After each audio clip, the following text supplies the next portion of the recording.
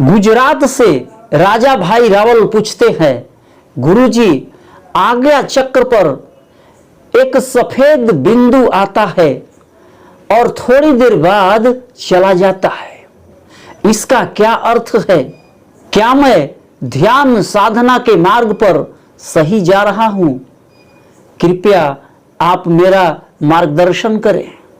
कोई भी साधक जब ध्यान की शुरुआत करता है तो वह दोनों आंखें बंद करके अपने दोनों भौहों के बीच आज्ञा चक्र पर देखना शुरू करता है और उसे अंधेरा ही अंधेरा दिखाई पड़ता है।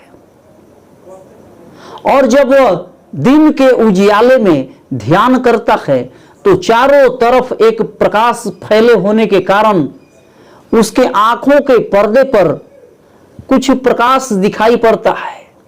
लेकिन जब वह घूप अंधेरे में, रात में जब वह ध्यान साधना में अपनी आंखें बंद करता है तो उसे काला ही काला दिखाई पड़ता है, जैसे रात को आंखें बंद करने के बाद नींद में दिखाई पड़ता है। आज्ञा चक्र मस्तक के मध्य में दोनों भौहों के बीच स्थित है, इसीलिए इसे थर्ड आई, तीसरा नेत्र भी कहते हैं। जब आज्ञा चक्र जागरण शुरू होता है तो किसी किसी साधक के आज्ञा चक्र पर सफेद दूधिया रोशनी फैल जाती है, जबकि किसी किसी साधक के आज्ञा चक्र के पास एक सफेद बिंदु नजर आता है और वह फिर गायब हो जाता है। आज्ञा चक्र सुस्पष्टता और बुद्धि का केंद्र है और यह मानवीय और दैवीय चेतना के बीच एक सीमा का निर्धारण करता है।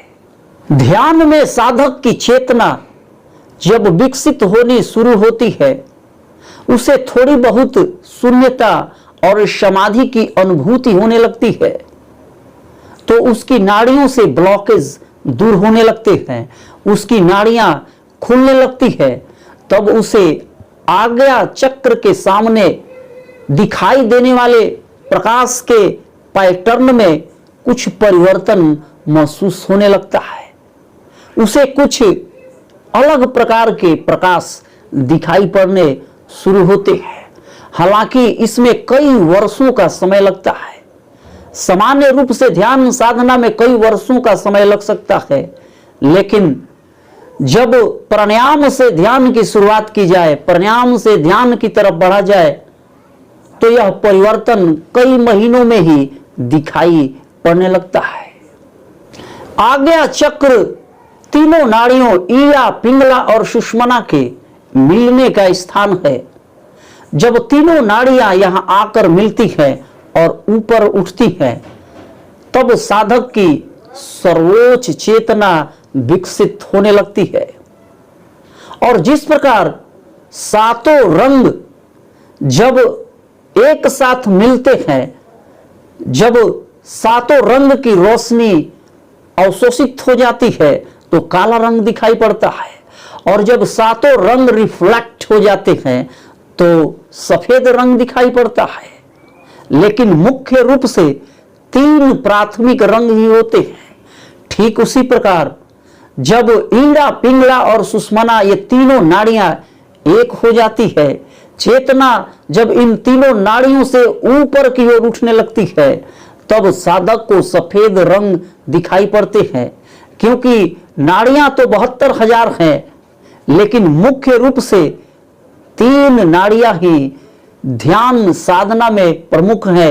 इन्हीं तीनों नाड़ियों में हमें चेतना की अनुभूति होती है। तो जब इन तीनों नाड़ियों में चेतना विकसित होती है और ऊपर की ओर उठने लगती है, तो एक शुद्ध चेतना दिखाई पड़ती है, और वह शुद्ध चेतना सफेद प्रकाश के रूप में साधक के आज्ञा चक्र के सामने बिल्कुल एक गुफा के समान दिखाई पड़ने लगती है। और एक ऐसी दूधिया रोशनी जिससे साधक की आंखें बिल्कुल चौंधिया जाती है और ये प्रकाश उसके पूरे चेहरे को ढक लेता है और कुछ देर बाद यह गायब हो जाता है। लेकिन कुछ साधकों की नाड़ियों में चेतना मंद मंद धीमी गति से ऊपर की ओर उठती है और उन्हें कभी कभार सफेद रंग का एक बिंदु ही दिखाई पड़ता है। पर यह सफेद प्रकाश का बिंदु आपके लिए आशा की एक नई किरण है, क्योंकि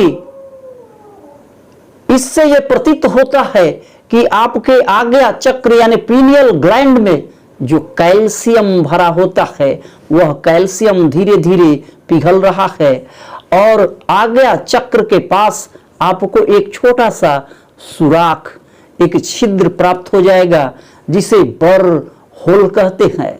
और जैसे ये बर होल खुलना शुरू होगा आपको इस प्रकाश में एक आनंद की अनुभूति आनी भी शुरू हो जाएगी। एकता, शून्य, सत्य, चित्त और आनंद आज्ञा चक्र के विशेष गुण हैं। जब आपको शून्यता और आनंद की अनुभूति आने लगे तो आप समझ जाएं आप साधना के बिल्कुल सही मार्ग पर जा रहे हैं, क्योंकि जब तीनों नाड़ियां एक हो जाती है तो शून्यता आती है और आनंद भाव भी अपने आप आता है। तो आनंद का भाव परम आनंद में बदल जाता है। जिस प्रकार फूलों की भीनी भीनी खुशबू में आप सराबोर हो जाते हैं, ठीक उसी प्रकार जब यह आनंद का भाव आएगा तो आप पूरे दिन अपने कार्य करते हुए भी इसी आनंद में डूबते चले जाएंगे। आज्ञा चक्र आंतरिक गुरु का स्थान है। यह ज्ञान और बुद्धि का द्योतक है जो सभी प्रकार के कार्यों में अनुभव किया जा सकता है। ज्ञान नेत्र अंदर की तरफ खुलता है और हम आत्मा की वास्तविकता को देखते हैं। तो आप आज्ञा चक्र को पूरी तरह से जागृत करने के लिए और एक सफेद दूधिया रोशनी देखने के लिए, अपने सभी नाड़ियों के ब्लॉकेज को दूर करने के लिए आप ध्यान से पहले 10-15 मिनट नाड़ी शोधन प्राणायाम करें और इन नाड़ियों में एक स्पंदन और वाइब्रेशन फैलाने के लिए आप ध्यान से पहले लगभग 5 मिनट ओम महामंत्र का जाप करें। ओम महामंत्र एक ऐसा मंत्र है जो सभी 72,000 नाड़ियों के कोने कोने में पहुंचता है और सभी नाड़ियों को टोन अप कर देता है। तो बस ये 2 काम आप करें और नए तरीके से ध्यान की शुरुआत करें और ध्यान में जब सफलता मिलनी शुरू हो जाए आप हमारे साथ अपने अनुभव शेयर करें, आप हमसे बात करें। ध्यान में आपका परम मित्र संतोष सक्सेना।